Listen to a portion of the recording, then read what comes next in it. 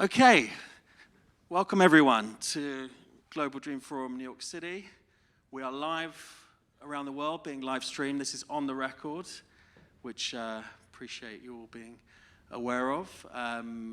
This is the follow-up to Global Dream Forum London, which took place 28th to 30th of April 2019 at Lancaster House. We now, as I've said, we now moved on here to this grand setting, which is the Italian Academy here at Columbia. And we have an action-packed schedule. Just some quick housekeeping rules, if you like. As I said, this is very much on the record, so please feel free to take photos, video, etc., and disseminate through your various global channels, as you're now all empowered citizens and media producers as a result. We encourage very, very much an immersive, interactive Q&A and participation from all of you, so please put yourselves forward. Your opinions are absolutely there to be heard and to be shared.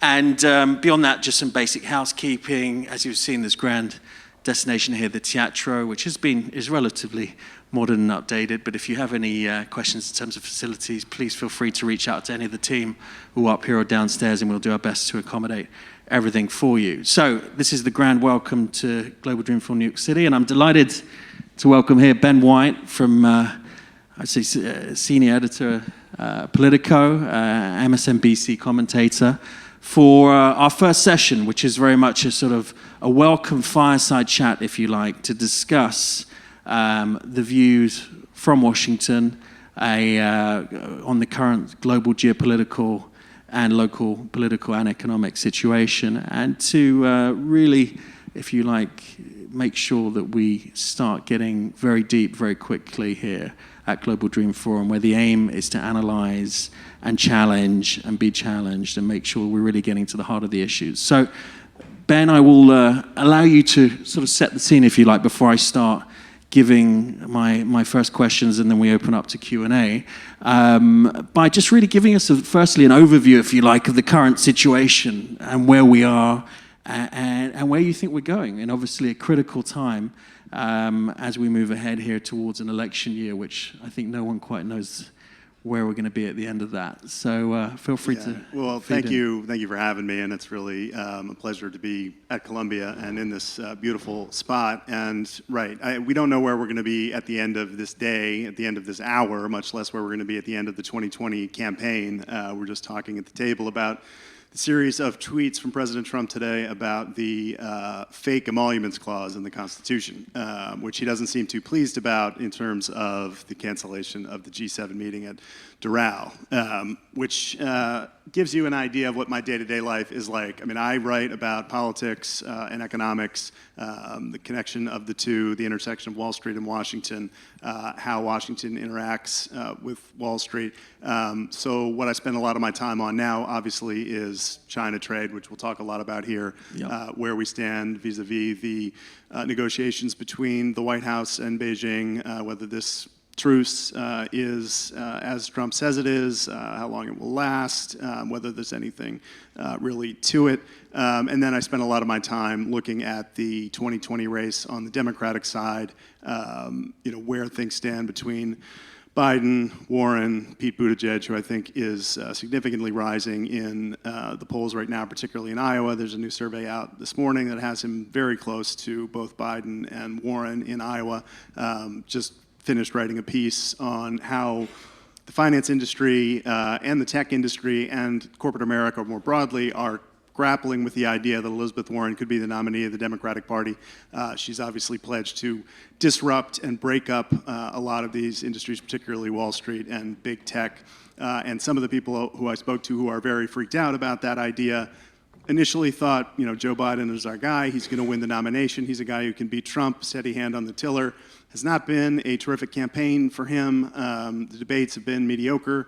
His fundraising, surprisingly, has been poor. $9 million in the bank at the end of the third quarter shocked just about everybody. When you have somebody like Warren who has $26 million, Buttigieg $23 million, you have the former vice president of the United States, presumed frontrunner, with less than half of that. Question is he long-term, really going to stick it out and get this nomination? And if not, is there a moderate who can challenge Warren for the Democratic nomination? My feeling is Buttigieg could be that person. Amy Klobuchar has been rising a little bit, but she also has money problems. So I'm happy to talk about any of those topics, U.S.-China trade negotiations, impeachment, where that's going in Washington, how that's likely to impact business and markets and investors. There's any sort of a range of places we could go when you want to talk about what is happening in D.C. and how it's affecting the world. There's obviously everything in the news lately about what the United States is doing in Syria and vis-a-vis the Kurds, which we were also just talking about at the table. So wherever you want to take it, I'm happy to go. Obviously, my days are filled with very interesting reporting and writing and very little sleeping. Got it. And I would expect nothing less. So let me, if you like, take first the sort of ask one question or put it out this way. In terms of the global view from outside the US as to how the world should understand where the US is going, what is the overall trajectory here? So I'm talking here about the strength of institutions, democracy, elections, also in relation to your international posture. We see obviously what's going on in Turkey at the moment. We see the lack of any apparent reaction to what's happening in Hong Kong. These are broad swathes, but nonetheless, these are some of the observations one can make. We see a very tepid interest in what's going on in Europe and the rise of extremism there, which is clearly an important story of our day. Russia seems to have been almost forgotten other than its election interference allegations. And, you know, South America, Africa, barely mentioned these days. So where as the globe looks in to the US, do we see a stakeholder or do we see isolation? Is it intentional? Is it accidental? Where are we at? It's certainly not accidental. None of it is accidental on the part of the Trump administration. I think you see less of a stakeholder, more of a tendency towards isolation, and the skepticism of all global institutions on the part of this administration is real. It permeates pretty much all of it. Not entirely, as in any administration, there are factions and fiefdoms, and there are those within the Trump White House, particularly at the Treasury, who are still internationalists, who still believe in engagement and a global economic order in which the United States plays the lead role and takes its relationships with allies seriously. Stephen Mnuchin certainly believes that. Larry Kudlow, that the National Economic Council believes that. Gary Cohn, his predecessor, did. They're constantly pushing against the anti-globalists inside the West Wing, of which Trump is the leading light, and is very distrustful, as he's demonstrated, of global institutions, and then is willing to, in many cases, work to undermine institutions within the United States. I think, in particular of the Federal Reserve and his consistent attacks on Jay Powell, which he's kind of backed off a little bit recently, I guess, since Powell gave him a couple of interest rate cuts, but he does not respect any institutional separation between the central bank and the occupant of the Oval Office.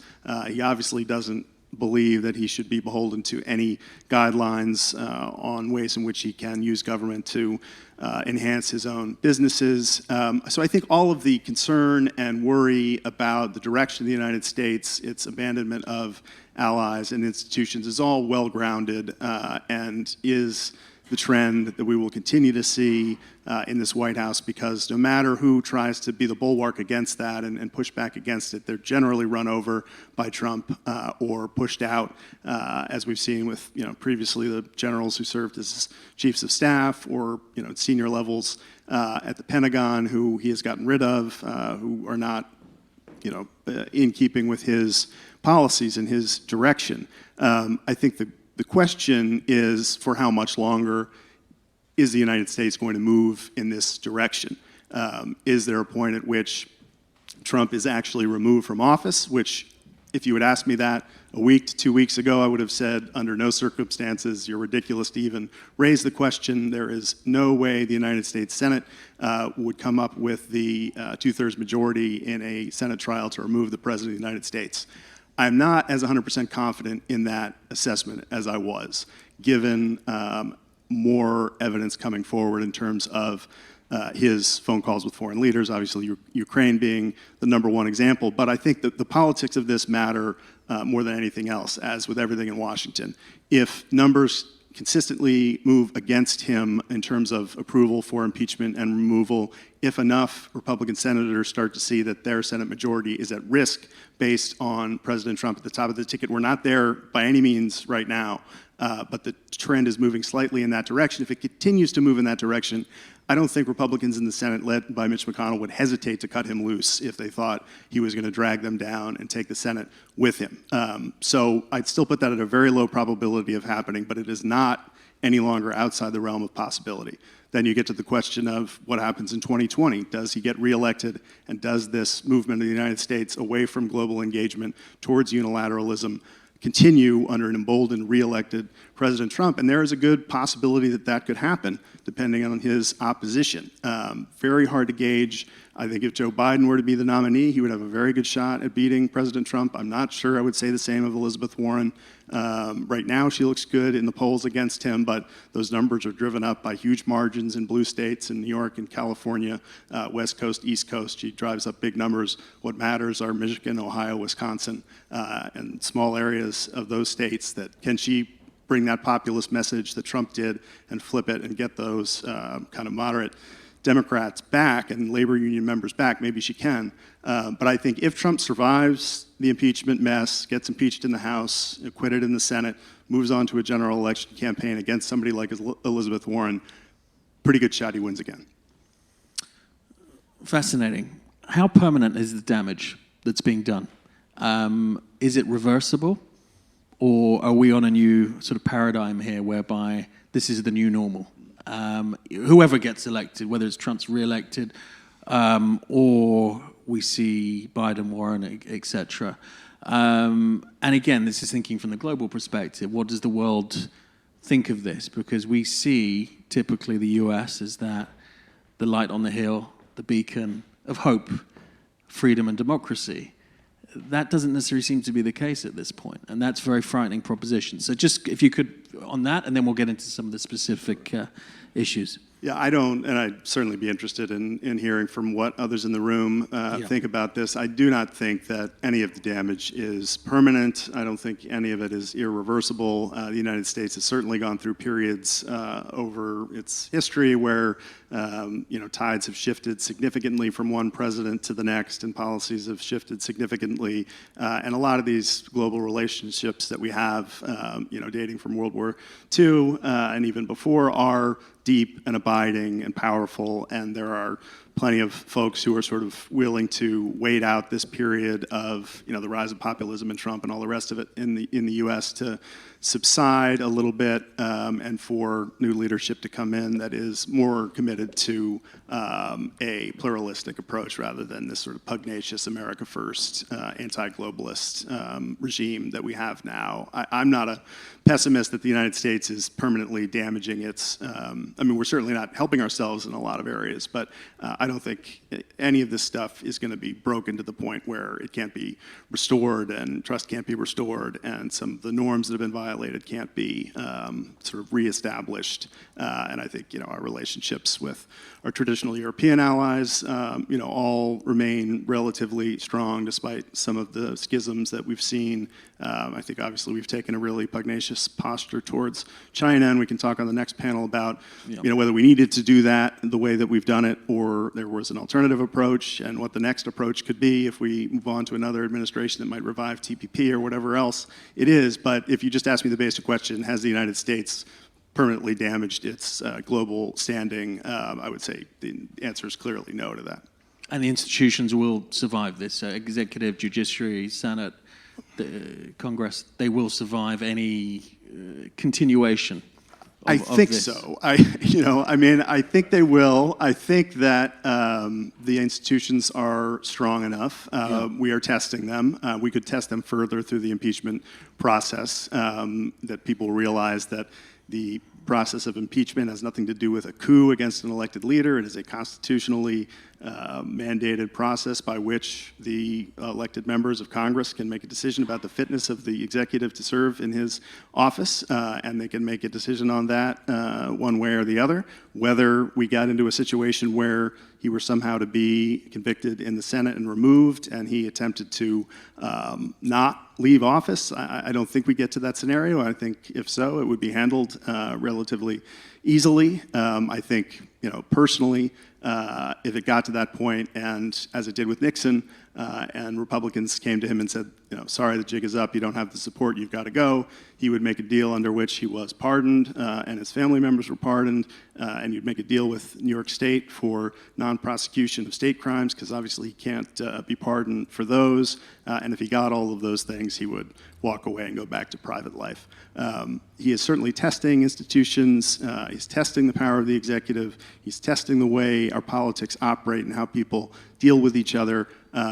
None of them have broken yet. I don't think they will break as we move forward. I'm hopeful in that regard that we're not moving towards a period where this experiment of America is somehow destroyed by this guy. I just don't think that's going to happen. Got it. Fascinating. If we were to see a Warren or Biden administration, what do you think is going to be the practical reality on the ground? Once all the rhetoric is tempered and realism hits, what are we going to see in terms of practical reality? Well, the question is most interesting regarding Warren, I think, given that her policies are the biggest departure from the more traditional centrist Democrat approach, but even President Obama's approach to a lot of issues of import to global investors and to the business community, both in the United States and abroad. Her agenda, obviously includes Medicare for all. It includes reinstatement of Glass-Steagall and breaking up the investment banks. It includes breaking up the tech giants, essentially destroying the private equity industry as we know it now. Her, I think it's called the Stop Wall Street Looting Act of 2019, would fundamentally undermine the way the private equity industry operates.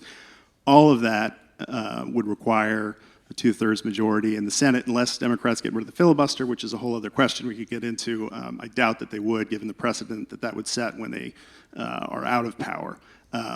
All of those things, even a President Warren, should we get to that, very difficult to enact any of it, particularly with a Republican Senate. Medicare for all, she says she's going to come out with a plan to pay for it. She's been very hesitant to say how she would do it because she would have to raise taxes a significant amount on the middle class to do it. Now she'll say that she can save you enough in what you pay for health care to offset the tax increases, but the tax increases would be part of it. So I think Medicare for all would be hard for her to deliver. I think either she or Biden would come up with some alternative Medicare if you wanted buy-in type arrangement. A Biden presidency would look much like the Obama presidency in terms of foreign policy, in terms of domestic economic policy, more moderate approach to financial regulation, to taxation. I think he might look to reverse some of the Trump tax cuts. I don't think he would bump up the corporate rate much higher than where it is now, because Obama wanted to drop the corporate rate too, not to where Trump did, but he wanted to lower it. So Biden would look a lot like Obama did, and it would be more of a restoration and more of a period of let's sort of reestablish normalcy in the United States. Warren would bring a much more radical approach to policy. I don't think a lot of that policy would be enacted, but in the regulatory sphere, where a president has a lot of sway in appointing regulators, you would see a rollback of a lot of the deregulation that you saw under President Trump. You would have much tougher regulators at the SEC and the CFTC and at all of the various regulatory bodies. And you would have tougher approach to oversight of technology. But this would be, regulatory change versus grand legislative change from a Warren presidency. So that's kind of where I think it would go. Okay, got you. Moving on to the economy. How strong is the economy right now? How robust?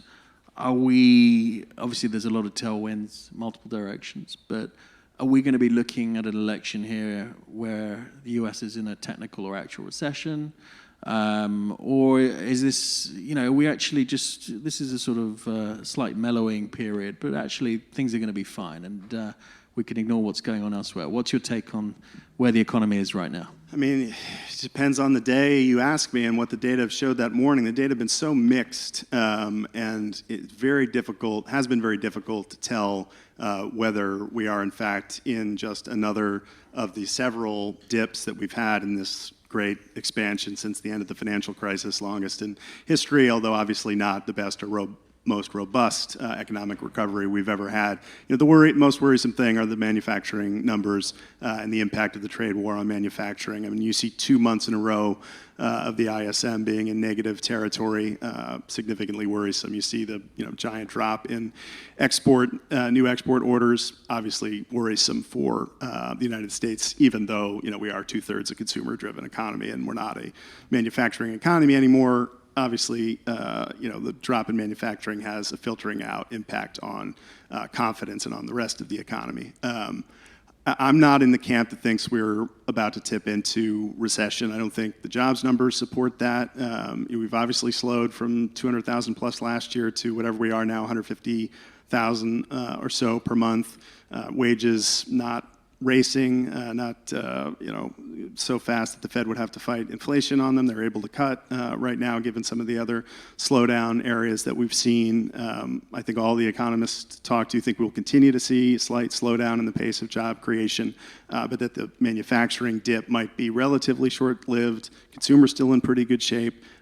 Retail sales bounce around a little bit. They're maybe not month to month exactly where you'd like them to be, but consumer is fairly strong. People have jobs. They feel decent about the economy. They don't feel as good as they did, which I think is a risk to President Trump. If you look at some of the polling on right direction, wrong direction on the economy, which are hugely important in presidential elections, they've ticked against him a little bit. People's prospects and thoughts about where the economy is going are not as good as they were, say, a year ago. They still feel good about current prospects. Future prospects numbers are dropping, which is not good for him.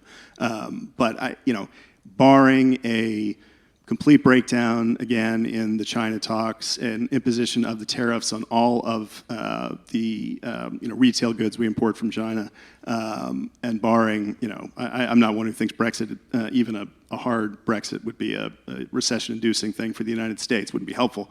But unless you got, hard Brexit plus China talks breakdown plus an absolute mess in Washington on impeachment hitting both consumer and business confidence, then you're in recession territory for sure.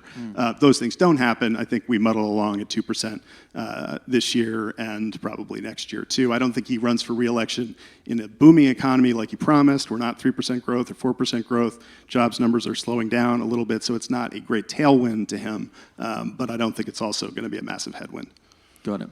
Now, you talked about US-China, and we'll just talk about that briefly before we open up to some audience Q&A. So where are we at? And we obviously have a panel on this coming up momentarily, but your view on US-China, what the end game here is, if any, or if this is just a dance that will continue without any clear, rational finish. Yeah, I think it's a dance that will continue, and our panelists will be able to bring more expertise to this than I, although I can at least bring sort of the reporting side of it from inside the Trump administration on where they think things stand. And within the administration, again, as I referenced before, there are those who are advocating very hard for at least this truce to be extended, for no new tariffs to be placed on China by the United States, so as not to invite any more retaliatory tariffs. To at least punt the ball down the road past the next election. Perhaps we don't get any big deal. I don't see the prospects really there for this kind of grand bargain in which structural changes are made to Chinese trade policy and industrial policy. I mean, it's simply not, I don't think, going to happen. But at least at this point, the president is aware that he cannot afford the market reaction, the business confidence reaction, and the consumer confidence reaction to the implication of the full slate of tariffs on all 500 billion that we import from China every year. So I think unless he gets really upset about something else and wants to take it out on China, which is entirely possible, you just never know, that we kind of move along with status quo. He says they're in the process of making a great deal, and maybe he just says we've already made a great deal, and they've bought X 100 billion in our agricultural exports, whether they actually buy them or not. He'll say that they have, and we muddle along where we are between now and next November, and if he's reelected, then finds he has a stronger hand to go back at China again and demand greater concessions from the Chinese. My guess is we stay at status quo right now, and whatever deadlines are upcoming, and it's hard sometimes to keep track of exactly which deadline is which and which tariff is getting increased at which deadline, I think we don't get an escalation because Trump, while he wants to be tough with China and thinks it's good politics for him, also realizes that, given everything else that's going on in his White House and his administration with his approval rating, he cannot afford more economic damage, so he just kind of kicks the can along the road. Fair enough. There will be those who take a slightly different I'm view, sure but very intriguing. Anyway, we'll open up if we have some audience Q&A. So the team will pass a mic. Please identify yourself, your affiliation, and ask your question as succinctly, clearly as possible. Should I stand or? Yeah, Okay. as you wish. Hi, Costa Simonenko from Columbia Business School. So I have two questions. The first part about the elections, this is just a demographic question. If you look at the candidates, the majority of them, except for Buttigieg, they're all above 70. I'm just thinking, what is driving this? Is this like a new normal in terms of there's a high barrier to entry to go into politics, that you need a lot of political capital, and then you have Sanders, Warren, Biden, Trump, they're all getting old, yeah. One question. And the other on China, I was trying to follow the news in the last 10 years, but it seems like this China thing is coming out of nowhere, like Trump just starting a trade war. But how much of it do you think this is like a great man of history, to use the expression, that he's like a rogue president? And how much of it do you think is just a function of the system, with everything going on in the Rust Belt and everything, that people there are interests to fight China? Yeah. Those are both good questions, and I have a podcast series launching soon called Baby Bust, and how the baby boomers broke America, and part of that deals with why we have gone from, we've had so many baby boomer presidents for so long, and there has been this grasping of leadership by that generation for an extremely long time, unwillingness to kind of hand over power. And now, as you say, we do have, a fairly elderly president and leading candidates in the Democratic Party who are much older, and then Buttigieg representing the younger generation, and to some extent, Kamala Harris and Klobuchar a little bit. Some of it is just demographics. This was a giant generation with an enormous size and influence, and has kind of ruled American politics, since coming of age in the 60s and 70s. So their influence has been outsized, both economically and politically. And then I think you saw Barack Obama, who is sort of on the cusp of boomer/Gen X. He claims to be Gen X, and as a Gen Xer, I claim him as a Gen X president. So we've just had the one, and then we went back to another baby boomer. These demographic questions are really interesting, and we explore all these in the podcast, and kind of how it happened and why it happened and what it's meant for the United States economically and politically. I think that next generation of politicians like Buttigieg is rising up. The big question for him is he too young? Is he too inexperienced? And he is young and relatively inexperienced, though he's a military veteran and a mayor of multiple terms. But that handover of power from the baby boom generation to either Gen X or now rising millennials has been a challenging, difficult one, and we haven't really done it yet. And we may not do it this time if we have Biden or Warren as the nominee, but eventually it is going to happen. It'll be a new style of leadership, and I think new approaches to a lot of these big structural problems that we're facing on economic inequality and climate change. And our politics will change a lot as the demographics of the country change a lot. The other question on China and sort of the great man or rogue man theory, really interesting, and we can get into it in the next panel. I think some of it is his true belief that, and not without evidence that we've been damaged by trade relations with China, who's not played by the rules of the road and has definitely, hurt the U.S. manufacturing base. You could argue it would have gone away anyway, and we're better off moving to new industries and all the rest of it. But, there was a legitimate voice that he spoke for there and tapped into anger in a lot of the Midwestern industrial base. And that one of the reasons he felt he got elected was that he said he was going to take a much tougher stand with China, and he was going to do that through tariffs and through, the imposition of pain on the Chinese economy. I think he was less aware, maybe still less aware of the mutually assured destruction of these trade wars and the impact that it also has on the U.S. economy. But he just took a very different approach from the multilateral TPP Trump administration approach, and one that is more aligned with some on the far left of the Democratic Party. That's why you see, some Democrats are very reluctant to criticize Trump's China policy because they also don't believe in great big trade deals, and they're not necessarily averse to all of his tariffs, and all of that is still getting squared away within the Democratic Party, and we'll see where they wind up on that. But, he certainly tapped into something, and we can argue, and I'm sure we will argue on the panel about whether his approach to it has been the right or the wrong one. Very good.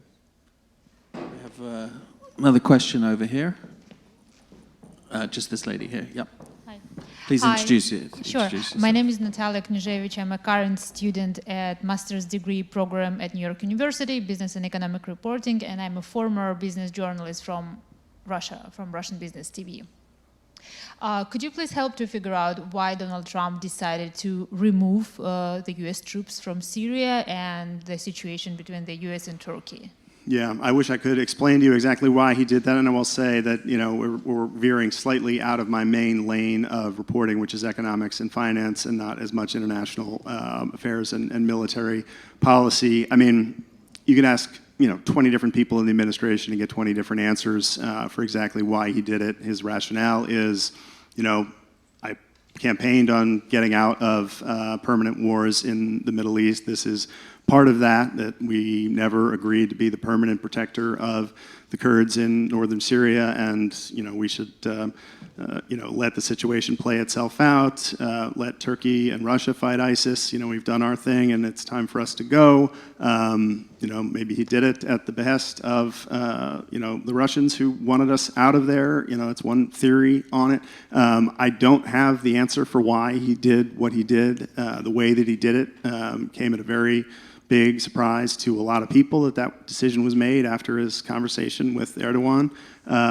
I think we'll learn a lot more about that and what conversations happened as reporting plays out on it. But I wish I had a clear answer, and I don't. And I think there is a chance that some of that gets reversed as more reporting comes out of the area on what exactly is happening to the Kurds there and what Turkey is doing vis-a-vis the Kurds. I don't know that public opinion will support our complete withdrawal. There's already talk of, putting some American presence back in there after it's been pulled out. It could be that a lot of the damage that was going to be done has been done, but there's a lot of pushback on that. But as to why Trump did that, I wish I knew, but I don't. Interesting. We have a question over here on the. If we can go over here, and then Josh, if we can. Yeah, that's fine. That's all right. It was just a momentarily before we. Hi, Steve Del Rosso from the Carnegie Corporation. Ben, I was impressed with your optimism about the resilience of U.S. institutions. First, a comment as a former U.S. Foreign Service officer. I think that the rebuilding of the State Department will probably take decades, not years, because of the hollowing out of expertise and experience that can't be reestablished overnight. The question is about how bad, short of a recession, how bad does the economy have to get before it starts hurting Trump electorally? And the flip side, if things stay the same or get better, do you think that'll be a boost?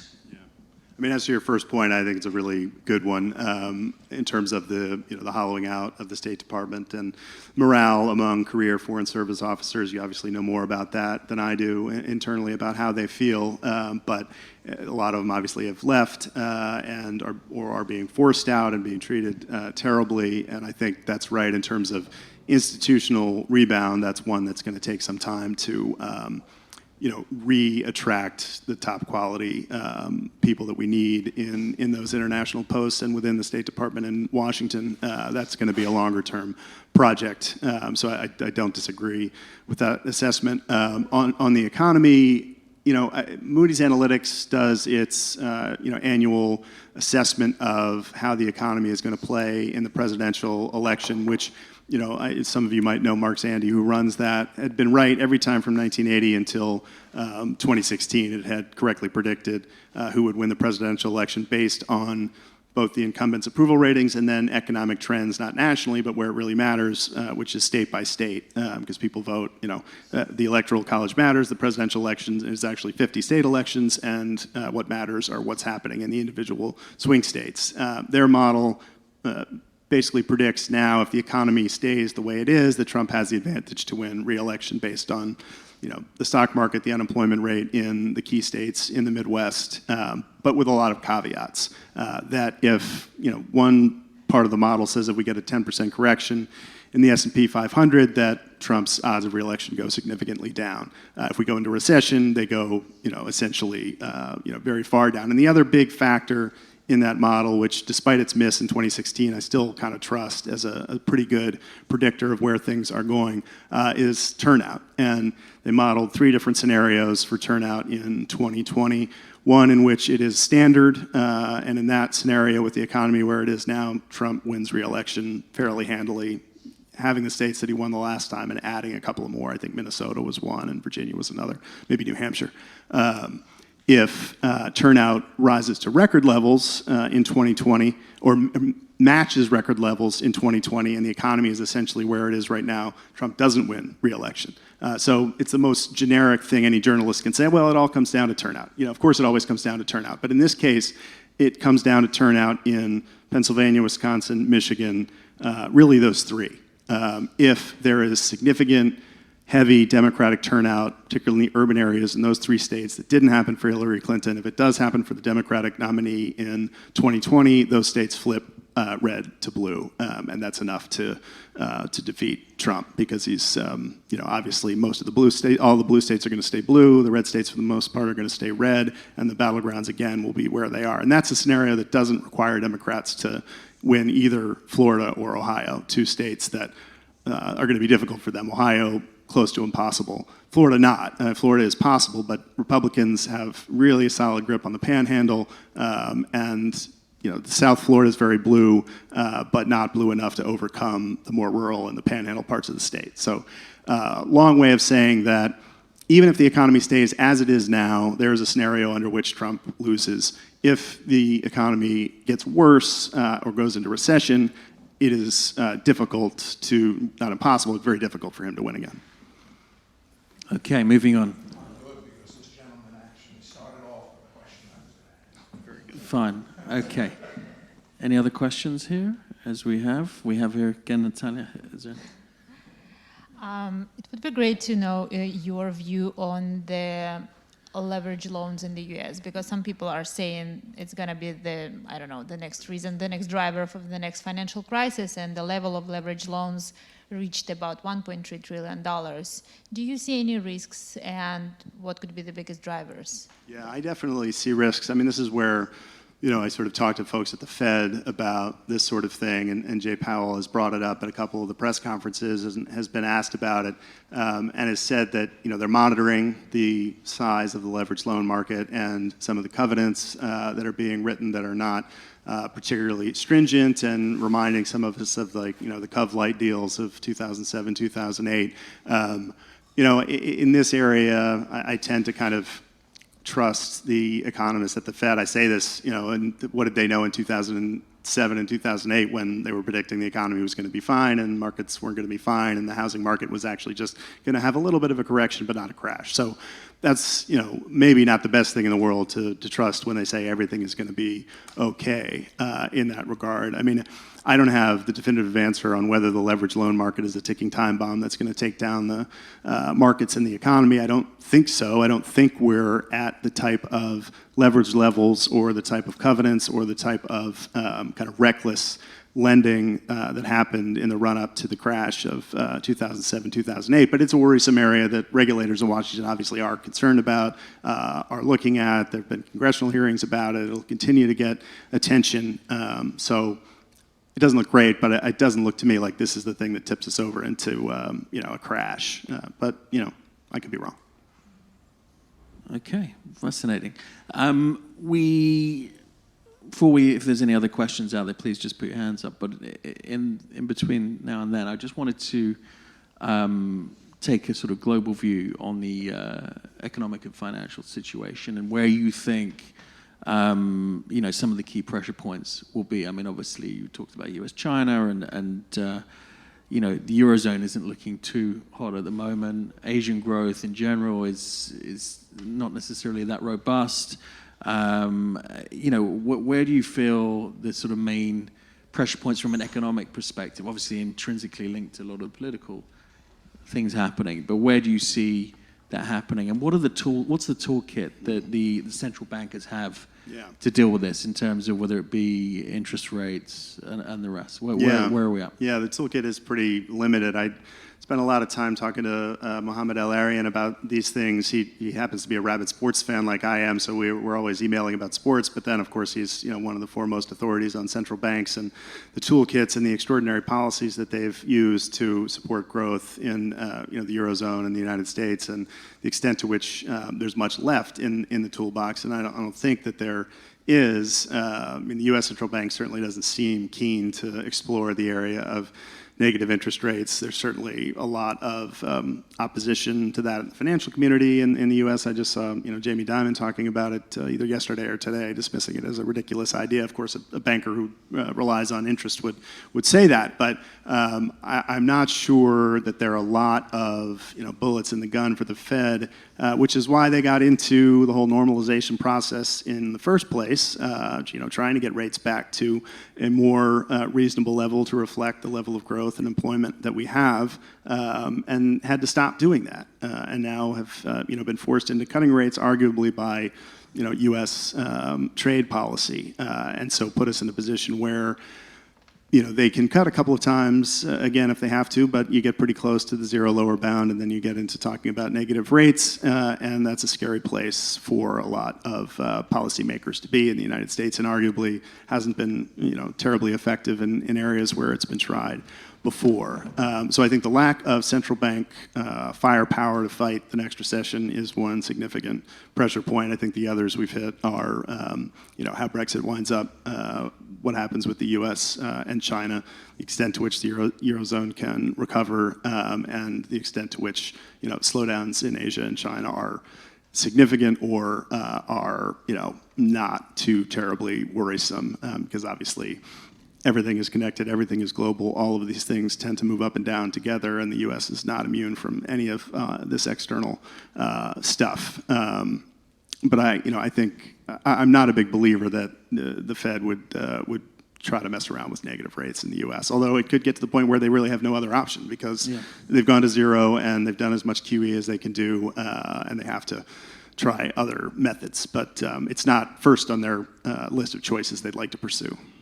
And just following on from that, could we see a situation where, for example, much of Europe is in recession, even parts of developed Asia, but the U.S., if you like, remains in a growth trajectory, or at least a neutral mode, which is not recession? Yeah. Do you see that being possible? I think it's possible, given the strength of the U.S. consumer, given the strength of wage growth and job growth in the U.S., and that we are, despite our global interconnectedness, still a 70% domestic consumer-driven economy, and a lot of the fundamentals are pretty good in the United States. I don't think necessarily these slowdowns that you talk about drive the U.S.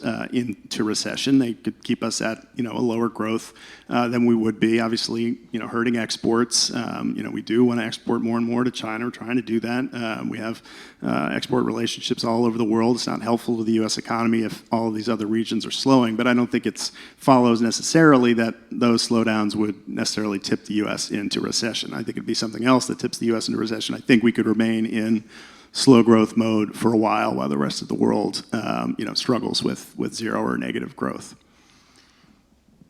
closing up this introductory session here, I know you stated at the start, you don't know where we'll be at the end of the day, no matter the end of the week, the end of the year, but if you had to, and I don't know if you're a betting man, but if you had to put your money down. I've given up on the bets. Okay, The wife made me give that up. Okay, fair enough. But if you had to put your money down on where we're going to be in, well, let's say, 2 years' time, let's assume post-election, where are we going to be economically, politically, and otherwise? Where are we at? It's such a difficult question, and if I really had the answers, I would make so much more money than I make right now. Absolutely. And I would work for some of the other people who are in this room, and they would pay me a lot of money to tell them the actual right answer. But I'll tell you what I think. I don't think that Trump wins re-election in 2020. I think the economy is not strong enough. I think his negatives are powerful enough to drive the kind of Democratic turnout that's needed to defeat him. I think there's a fatigue factor that will set in, and I'm sure there are Trump fans watching. There may be Trump fans here. I don't, mean to offend any of them. I have, respect for all members of both parties and the legitimate grievances of people who supported President Trump.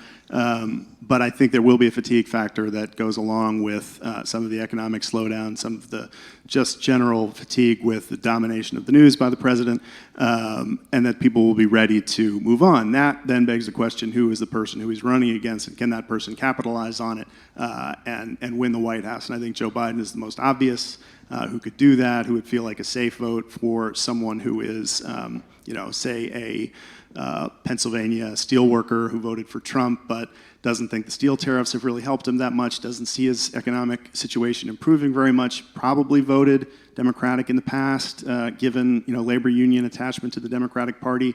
That voter, which is a critical voter in 2020, I think would probably go to Biden. Would that voter go to Elizabeth Warren? Maybe.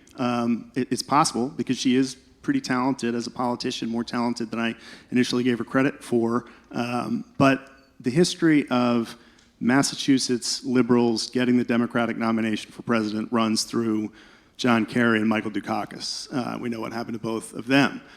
She is not either of them. She is more of a populist. She has more connection to blue-collar workers in Rust Belt states and a background in Oklahoma. And she can really talk well about how people suffer in this economy who are not in the top 1%. All of that stuff is good. I think there's a chance she could also beat Trump, but I think that chance is higher with somebody like Biden or maybe even Buttigieg, although that's a risky bet for Democrats to go that way. But my guess, if you pressed me on it and said, we're sitting down here to talk about this in 2021, we're talking about a president who is not named Trump.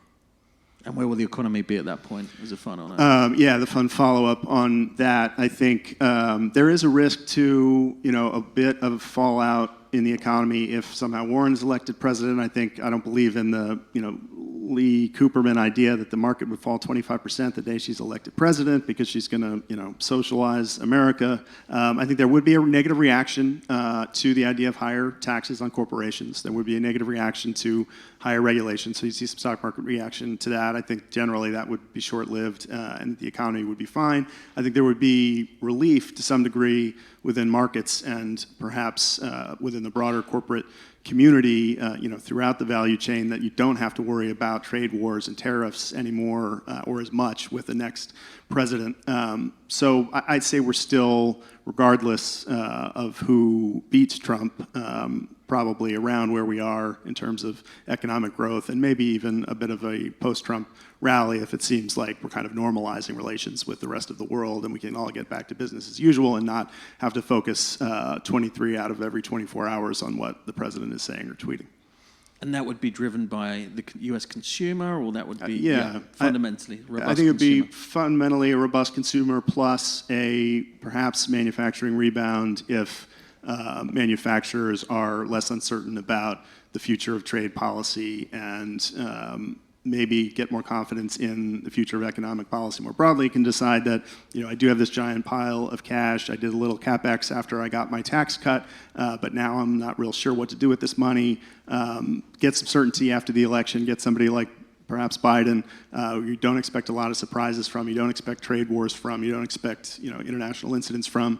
okay, now I'm going to build this plant, or now I'm going to hire these new workers and not just try to get more out of the workforce that I have. So I think you'd have a combination of a still decent consumer plus, CapEx numbers that might look a little bit better, and domestic manufacturing that might look a little bit better. That's I'm an optimist. That's the positive scenario.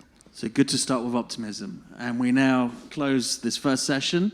We'll have a few minutes break, and then we'll move on to our first US-China session in about 5 minutes' time. So thank you very much to Ben for that.